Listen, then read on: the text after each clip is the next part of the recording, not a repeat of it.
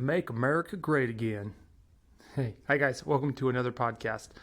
I'm going to talk a little bit about what that saying means to me, why I think it was brilliant, and kind of some reflections while the current president exits. And I think this is this saying, I believe, will get even more popular as Trump leaves office. And I think there's evidence for this. One of the reasons, but before I get into the details, but just kind of a disclaimer, I'm a guy without a pony in this race. I am not a registered Democrat. I am not a registered Republican. I lean libertarian, but I definitely identify as independent. That's my political affiliation. So clearly, I have no pony in this race. But to kind of get into why I think that slogan was great. It took me this long to realize. I thought it was just something simple and thrown together. But then I started really hearing things that are circulating around the world, especially in the United States, in the left-wing cities, and a little bit here in I live in Indiana, and it's a largely Republican state, but there's a lot of weirdness in the HR departments, and specifically, and I'm going to share an article with you right now, and that article's title is New York City Schools Promotes Reforming, quote, White Kids, says future killer cop in every classroom. And this article is just one of many openly discriminatory things against white people. The book White Fragility, if you've ever read that, and a summary of that is everybody who's white is racist, whether they know it or not. And there's no way they can heal their racism. It's just something crazy like that. There's all of these, and then that book is leading HR departments.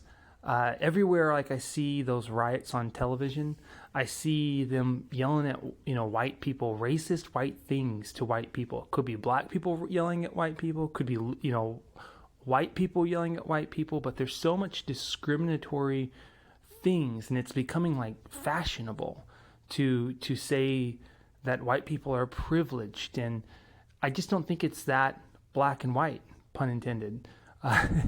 But why that slogan, "Make America Great Again," I think is relevant is because there's a lot of poor white people that still the vast majority of individuals in this country are white. And there's a lot of us in-betweeners that are, that could be mixed, but kind of look white, have white skin, but could be Arabic, could be Asian, could be Native American and Irish and have white skin, who aren't responsible. Actually, nobody's responsible. No current living individual is responsible for slavery. If those people were around, yeah, we could put them in prison. Problem is, they're all gone. So these are the individuals feeling this open discrimination against whiteness simply because of the grievance industry, the victim industry. I don't know how else you want to say it, but those folks who run around and start, yelling for reparations, they're only alienating a huge majority of white people, and then saying white privileged are these articles in school districts. This was the New York City school promoting reforming white kids. If you're a poor white kid right now and you're seeing this type of stuff, it doesn't confuse you. It actually makes you angry. It actually pushes you further to the right. It actually pushes you to somebody like a Donald Trump, who is very divisive. And I'm not saying that's a negative thing. I'm not saying that's a positive thing. I have mixed feelings about the guy, honestly, in both directions, positive and negative. But when you are promoting this open antagonistic racism against white people, the people who are on the bottom of the totem pole, which are poor white people, and it's up to you, I don't believe that you can just say all black people are underprivileged and all white people have a level of privilege. I don't believe in putting people in racial, economic caste systems. I believe judging individuals based off the content of their character. And when you do such a thing, when you say that white people need to be reformed, and you are open, white people are all inherently racist, you are doing something very, very, very dangerous. And that's why I think that slogan, Make America Great Again, was such a great slogan, because I talk to my wife about this all the time. Who is mixed race, actually? My wife is mixed race. Our kids are mixed raced, but technically they look white. So the interesting thing about that is, I tell her this all the time.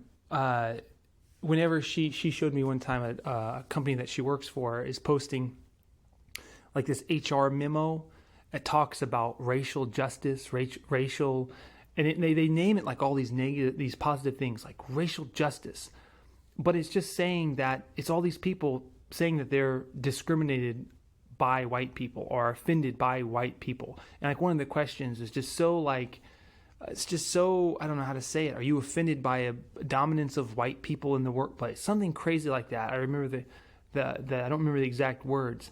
And you can't put the shoe on the other foot. You can't say that around other people. You can't say that around other races. And then, so I see these questions in HR departments. I see these, I'm going to post a link to the article about the New York City school wanting to reform white kids. That makes me go back to thinking, God, I miss the 90s. I miss the early 2000s.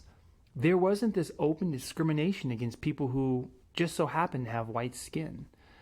And that's why that saying, Make America Great Again, is a good slogan, and why it fooled so many people, because it's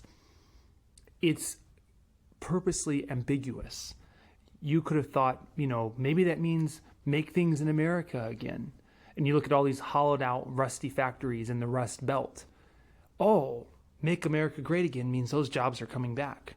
And that's a false promise, and it's led by somebody who was just genius with his marketing. So all it takes is somebody, a literal racist, xenophobic person. I don't believe the current president is at all. But it takes, if I am a literal racist individual, all I have to do is make something sympathetic to making America great again, some type of slogan, and I can have mass appeal to a bunch of disenfranchised, underprivileged white people. And depending on where I take that message, I could really make it hateful. I could really make it ugly. And this is a warning, I think, of the dangers of identity politics. It really is. It really is. And if you look, just study the history of how Mao basically took over China. He just talked to the middle of the country. That's all he did. The middle of the country overrode the bourgeois, and they had a communist revolution. That's all you got to do. And I think that slogan, Make America Great Again, is showing us that tactic of appealing to those who are being ignored and disenfranchised is very appealing. So that's all I have about this quote. I wanted to talk about that saying as this guy exits, and looks like Biden's going to be the new fella joining. I might have some more posts coming in about the fiscal repercussions or consequences, and that's not meant to be something negative or positive, just a thing. So let me know if you got any comments. I will talk to you guys later.